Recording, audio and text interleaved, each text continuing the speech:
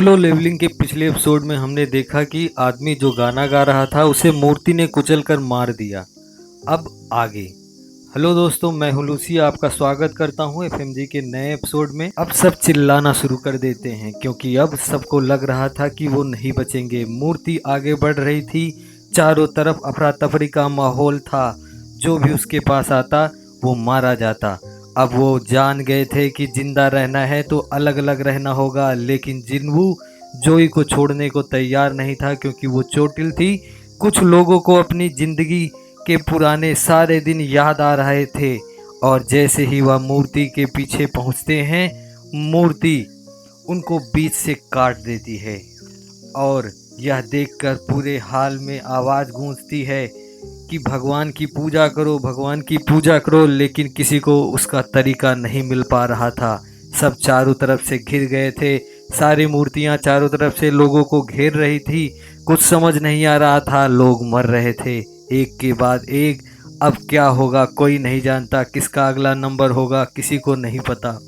बस सब अपनी जान बचाने इधर से उधर भाग रहे थे।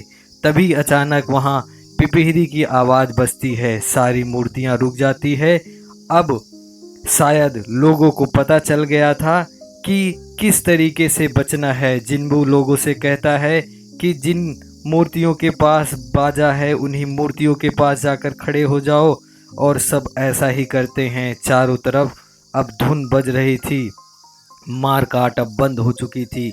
सब रो रहे थे और मूर्तियां अब भी हंस रही थी। सब बाजा वाले सैनिक के पास में खड़े थे और जिन्वू और जोई भी एक मूर्ति के पास जाकर खड़े हो जाते हैं, लेकिन उसका बाजा नहीं शुरू होता है क्योंकि एक मूर्ति के पास एक लोगों को रहना होता है और वहाँ दो दो लोग एक मूर्ति के पास ही थे। तभी जिन्वू जोई को वहाँ छोड़कर दूसरी तरफ भागता है।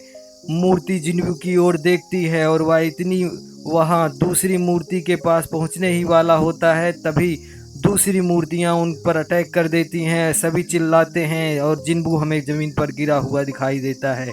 सभी मूर्तियां उसे मारने के लिए बढ़ती हैं। वो खुद को बचाने की बार बार कोशिश किया जा रहा था। जोई चिल्ला रही थी, जिन्वू ज़मीन पर रेंग रहा था। निर्दयी मूर्तियां हंस रही थी और वह रेंगता हुआ एक बाजा वाली मूर्ति के पास पहुंच जाता है और जोर से आहें भरता है और उस मूर्ति ने गाना शुरू कर दिया था। जिन्वू दर्द में है। अब सब ठीक लग रहा है, चारों तरफ केवल लाशें और खून बिखरा हुआ है। एकदम खौफ का माहौल चारों तरफ दिखाई दे रहा है। तभी जोई भागती हुई जिन्वू के पास आती है और वह कुछ देखकर बोल ही नहीं पाती है। जिन्वू पूछता है क्या हुआ और अपने पैरों को देखता है, उसका पैर कट चुका था। जोई उसे हील करने की कोशिश करती है लेकिन अफसोस वह कुछ नहीं कर पाती है और सभी लोग वहां अफसोस जाहिर करते हैं। यहां आने पर सब दुख जाहिर कर रहे हैं। तभी फिर से हलचल होती है, लोग बातें करते हैं कि ये कमीना फिर से हमला करेगा। तभी पूरी ज़मीन हिलने लगती है, लोगों को लगता है भूडोल आ गया है। अब सब फिर से परेशान हो गए हैं। तभी ऊपर से कुछ गिरता है, किसी को कुछ समझ में नहीं आ रहा होता है कि ये क्या हो रहा है।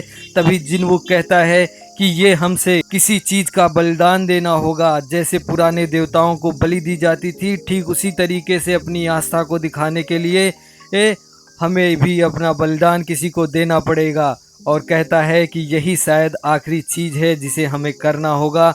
कुछ लोग आपस में लड़ने के लिए तैयार हो जाते हैं और किम को दोषी बताते हैं और कहते हैं कि तुम मुझे यहाँ लेकर के आए हो, अब बलिदान देने की बात है तो तुम ही अपना बलिदान करोगे। जिन्वू रोकता है, लोग उसे भला बुरा कहते हैं कि तुम बीच में मत बोलो, और किम भी मान जाता है।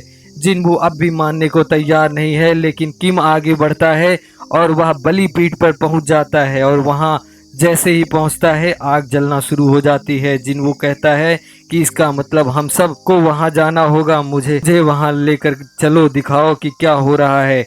कुछ लोग उसकी मदद करते हैं और जैसे ही वो सब वहां पहुंचते हैं, अब जितने लोग थे उतनी लौ जंगला शुरू हो जाती है।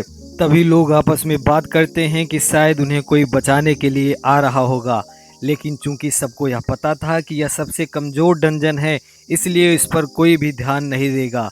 अब जिन्वू सबको बुलाता है उसे ख़त्म करने के लिए। जैसे ही सब वहां आते हैं, सारी लौ जल जाती है और कुछ और भी वहाँ होता है। अब एक और लेयर खुल जाती है और उसमें आग लगती है और जैसे ही वह जलता है पूरा दरवाज़ा खुल जाता है। सभी हैरान और खुश एक ही समय पर हो जाते हैं। कुछ समझ नहीं आ रहा होता है लेकिन बाहर जाने का रास्ता दिखाई दे रहा है। अचानक तभी लौ जलना बंद हो रही थी। सब फिर से परेशान हो जाते हैं और सारी मूर्तियों में जान आने लगती है। अब सब आगे क्या होगा हम जानेंगे अगले पार्ट में। तब तक के लिए हमारे साथ बने रहिए, लाइक कीजिए, शेयर कीजिए और चैनल को सब्सक्राइब करना बिल्कुल मत भूलिएगा। धन्यवाद।